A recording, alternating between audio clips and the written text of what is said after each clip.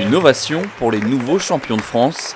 Et les pongistes de Pontoise-Cergy ont joué leur dernier match de la saison devant leur public. Un match sans enjeu. Ils sont assurés depuis la précédente journée de remporter le premier titre national de leur histoire.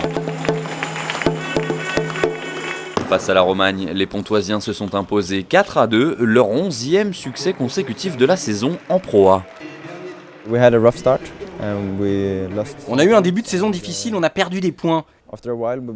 Mais on sentait qu'on pouvait quand même reprendre la tête. Les autres équipes perdaient aussi du terrain. Nous avons finalement réussi à prendre un petit avantage et ça a été le déclic. Nous avons parfaitement joué ensuite. Nous sommes très heureux, c'est l'objectif de la saison. L'année dernière, nous étions champions d'Europe et cette année, nous voulions remporter le titre national, surtout après notre défaite en quart de finale de la Ligue des Champions.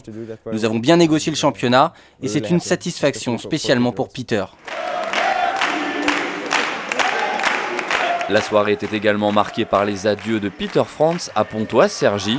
Après 11 ans passés au club en tant que joueur puis entraîneur, l'Allemand surnommé Pistol Pete quitte le club. Il endosse le costume de directeur Europe de TSP, une marque japonaise spécialisée dans le tennis de table.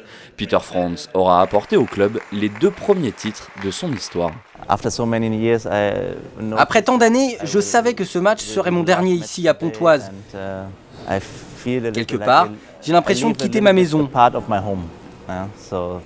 Après 11 ans de bonheur avec ce club, je vais garder ici beaucoup d'amitié.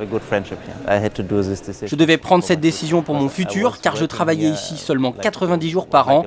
Désormais, j'aurai un travail à temps plein. C'est une bonne opportunité pour moi, un nouveau challenge dans ma vie. Il reste désormais un seul match de championnat pour les joueurs face à Chartres le 26 mai prochain. L'équipe peut compter sur le retour de Tristan Flore.